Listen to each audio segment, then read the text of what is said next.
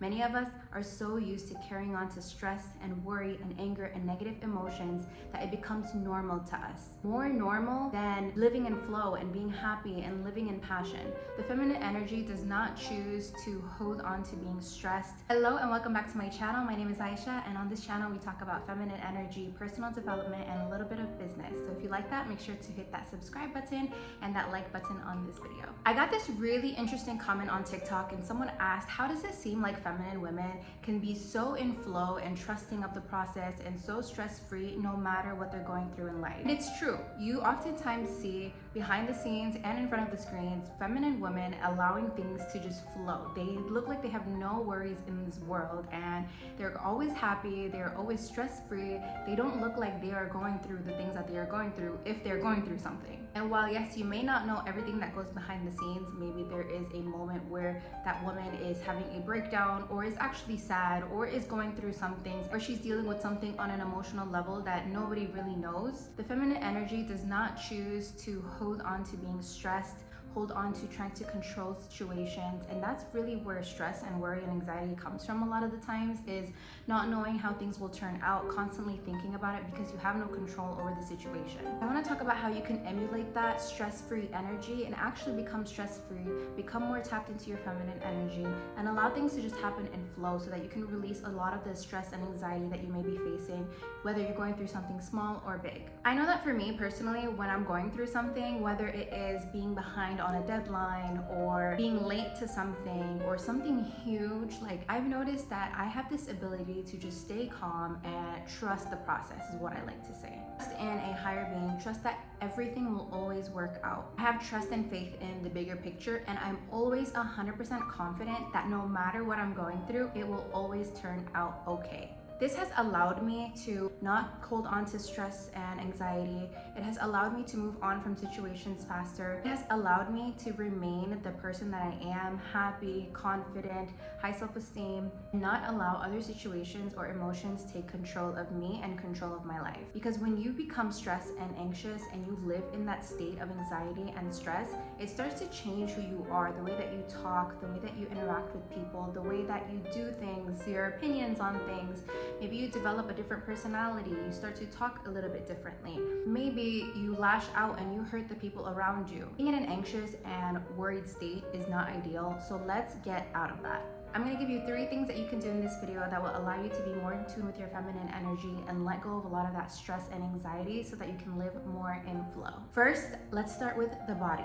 When you are in your masculine energy, you are thinking more from your head than you are with your body. And that makes sense because you're stressing and you're anxious, right? Which means you are thinking about the situation from the past and the situation in the future. You're not living in this very moment. You're not being aware of your body. You're listening more to your head. So the first thing that you can do is become aware of your body and become aware of the present moment. I want you to do a little activity. Unclench your jaw, relax your shoulders, roll them back, and just sit up tight straight.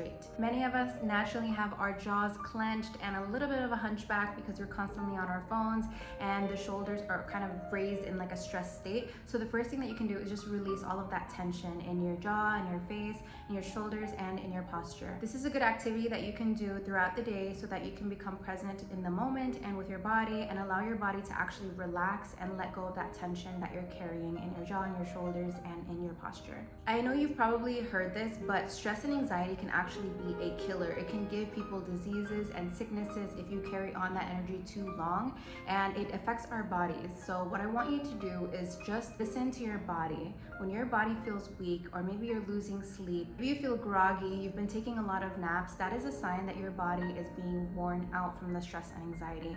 So go on a walk, do something active, get your body moving. I know a lot of the times people will say, I'm too tired to go to the gym, I'm too tired to do activities, but actually if you do that, it will actually give you energy.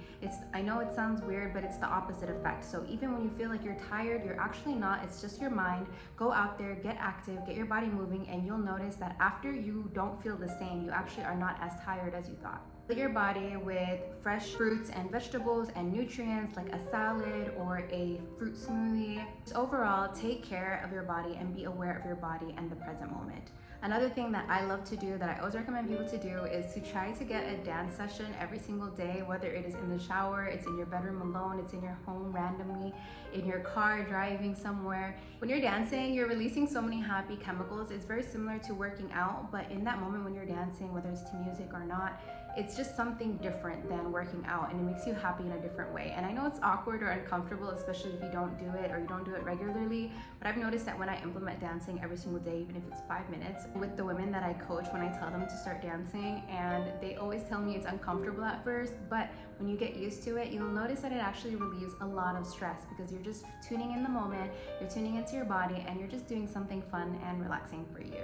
The second thing that you can do is with the mind. Have this understanding that your reality is a direct reflection of your inner thoughts. So whatever you believe to be true, it is true. Both your subconscious and your conscious thoughts. Whatever you're stressing about and whatever you're worried about, if you are more focused on the negative, that is more likely to actually come to life than if you were to focus on the positive or just release the stress and anxiety altogether. More oftentimes, when you constantly think of the negative of a situation and then it ends up happening, you're like, I knew that would happen, I knew this would happen, because you were focused on that negative outcome.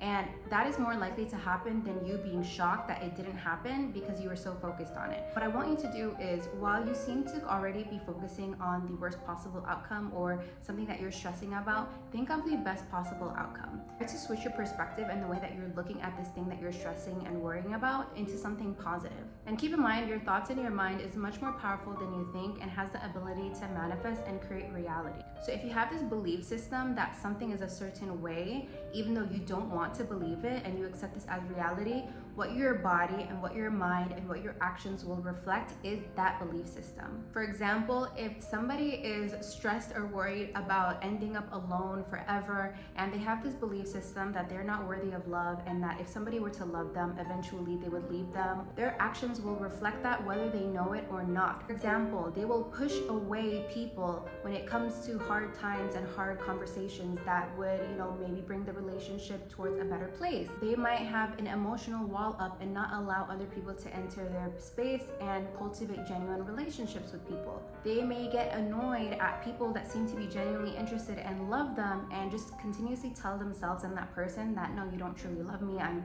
not worthy of love.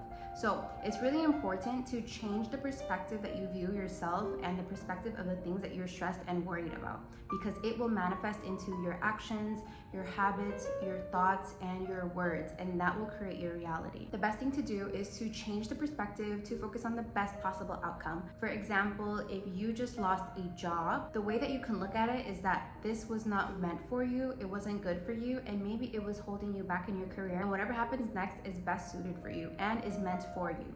Another thing to focus and keep in mind is that there is a higher power and things are always happening for you, and things are happening in a magical way that you may not understand, but you are willing to accept and trust. You may not know what will happen after you lose your job. You may not know what will happen after the breakup. You may not know what will happen after you lose a friendship, but you know that whatever comes next is better for you than what you lost.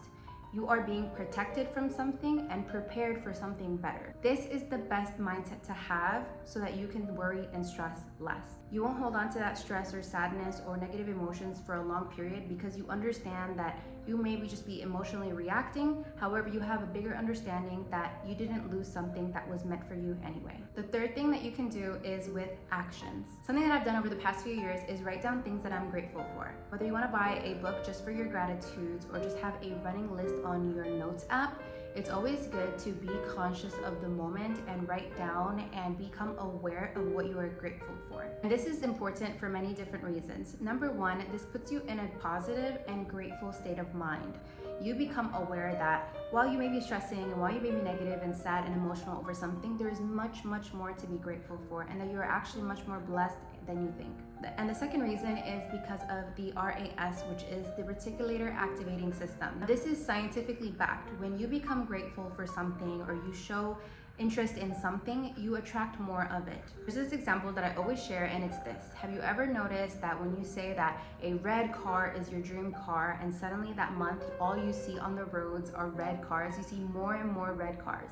It's not that there are any more red cars than there were before, because you became aware to that thing, you became aware to the red car, you notice more of it. Whatever you're stressing about, you will see more of that. You will notice more of that so that your brain can be like, I knew it. The same way that you can use that RAS system for something positive. So if you focus on the positive, you focus on the things that you're grateful for, you focus on the best possible outcome, this is what you will more quickly notice in your life than the negative things. In this gratitude list, be as detailed as possible, from the smell of your coffee in the morning, to the home that you live in, to the healthy foods that you have access to, that you eat, to the amazing friends and family that love you and support you, to the amazing experiences that you've had. Anything that you can be grateful for, write it down. You'll realize that there's actually so much more that you have in your life that fills your life, that makes your life amazing and beautiful and abundant. I know a lot of these things seem easier said than done, but getting in tune with your feminine energy and changing your habits and changing your mind and changing your lifestyle so that you can be more in tune with your feminine energy, be more in flow, and release that stress.